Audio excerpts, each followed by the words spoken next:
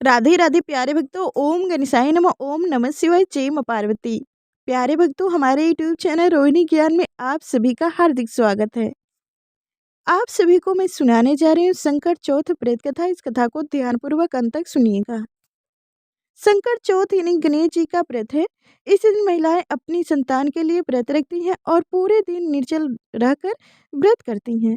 रात को चंद्र उगने के बाद अर्घ देने के बाद ही अपना व्रत खोलती हैं।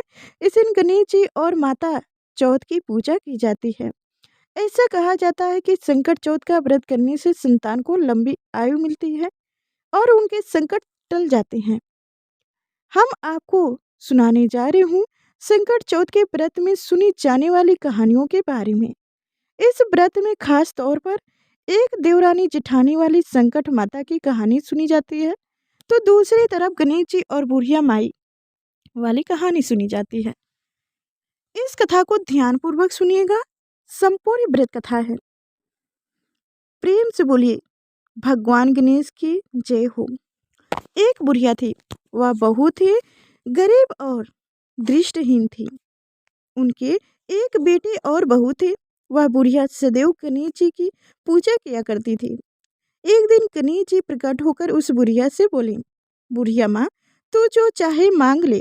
बुढ़िया बोली, मुझसे तो मांगना नहीं आता, कैसे मैं क्या मांगूं। तब गणेश जी बोले, अपने बेटे बहू से पूछ कर मांग ले। तो बुढ़िया ने अपने बेटे से कहा, गणेश जी कहते हैं तो कुछ मांग ले, बता मैं क्या मांगू। पुत्र ने कहा, माँ तू धन मांग ले। फिर बुढ़िया बहू से पूछा तो बहू ने कहा, नाते मांग लो। तब बुढ़िया सोचा कि ये तो अपने अपने मतलब की बात कर रहे हैं।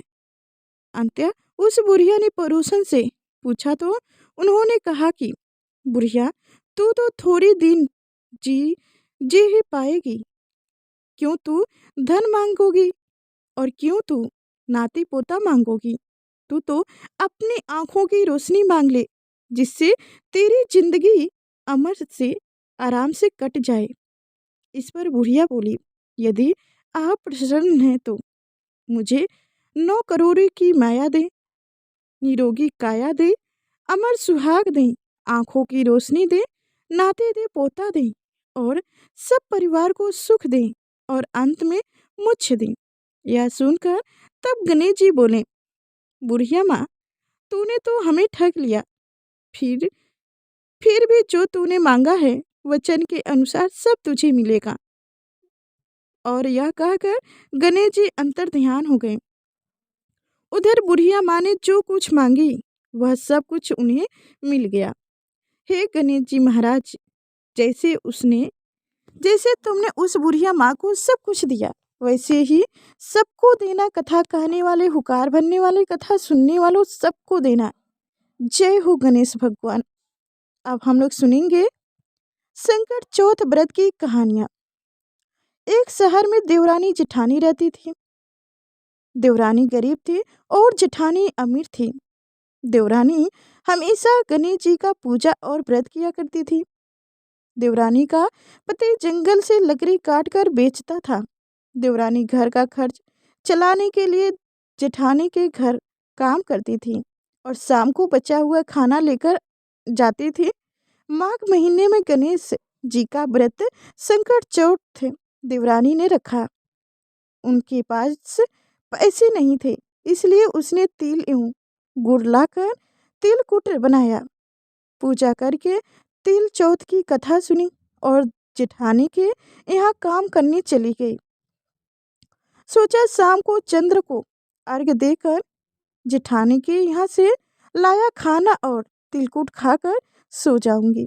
शाम को जब जेठानी ने जेठानी के घर खाना बनाया तो उसने जेठानी का व्रत होने के कारण सभी ने खाना खाने से मना कर दिया।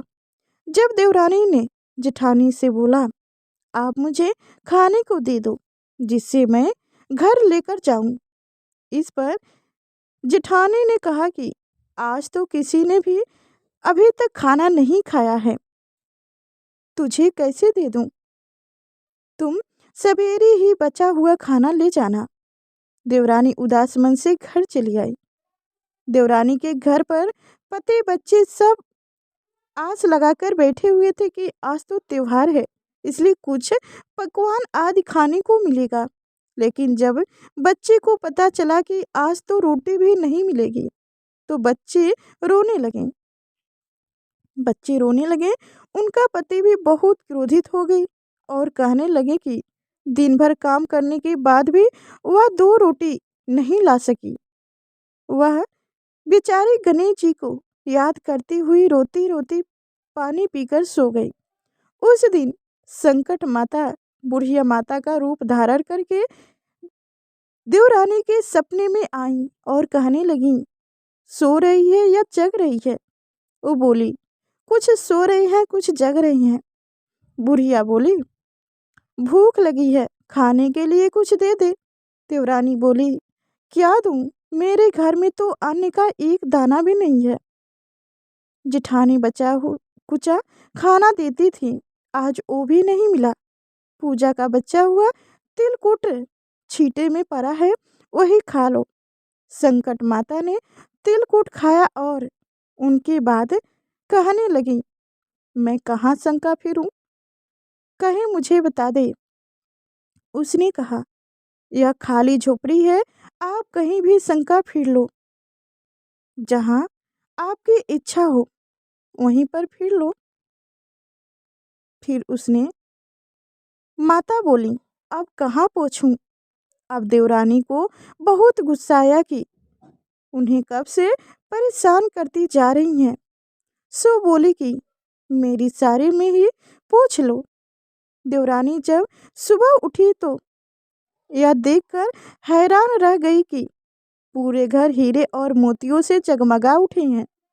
उस दिन देवरानी जेठानी के काम करने नहीं गई।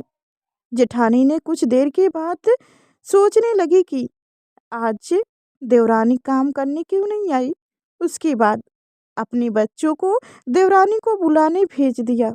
जेठानी ने सोचा, कल खाना नहीं दिया था, इसीलिए शायद देवरानी बुरा मान गई है। बच्चे बुलाने गए। देवरानी ने कहा कि बेटा, बहुत दिन तेरे माँ के यहाँ काम कर लिया, अब मैं वहाँ काम करने नहीं जाऊँगा। बच्चे ने घर जाकर माँ से कहा कि चाची का पूरा घर हीरे और मोतियों से जगमगा उठे हैं और अब वो अपने घर काम करने नहीं आएंगी। यह सुनते ही जेठानी दौड़कर देवरानी के पास आई और पूछने लगी कि यह सब कैसे हो गया। देवरानी ने उनके साथ जो हुआ वो सब कुछ बता डाली। उसने भी वैसे ही करने की सोच रखी थी कि मैं भी अगले वर्ष ऐसे ही करूंगी।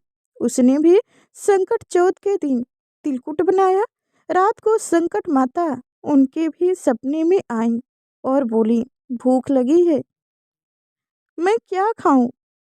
देवरानी ने कहा कि आपके लिए छींटे में रखा है, फल और मेवे भी रखे हैं, जो चाहे खा लो। संकट माता बोली, अब मैं निपटूं कहाँ? जेठानी बोली, मेरे इस महल में कहीं भी निपट लो।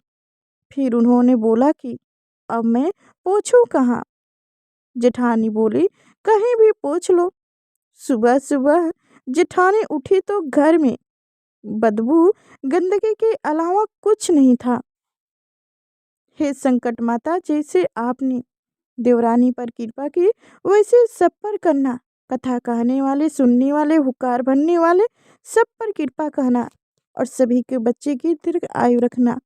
जय हो चौथ माता, जय हो गणेश भगवान।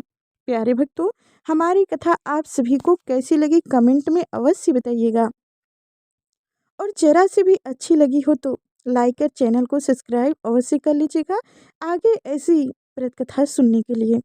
और प्यारे भक्तों, आप सभी से रिक्वेस्ट है कि अगर मेरी वीडियो अंत तक आप सुन रहे हैं तो लाइक और चैनल को सब्सक्राइब अवश्य कर लीजिएगा और कमेंट में जय हो गणेश भगवान लिखना ना भूलिएगा, जिससे हमें जरा सी भी खुशी आ जाएगी। इससे हमें बहुत खुशी होगी कि आप लोग मेरी कथा को अंत तक सुनते हैं और लाइक कर चैनल को सब्सक्राइब भी करते हैं, कमेंट भी करते हैं।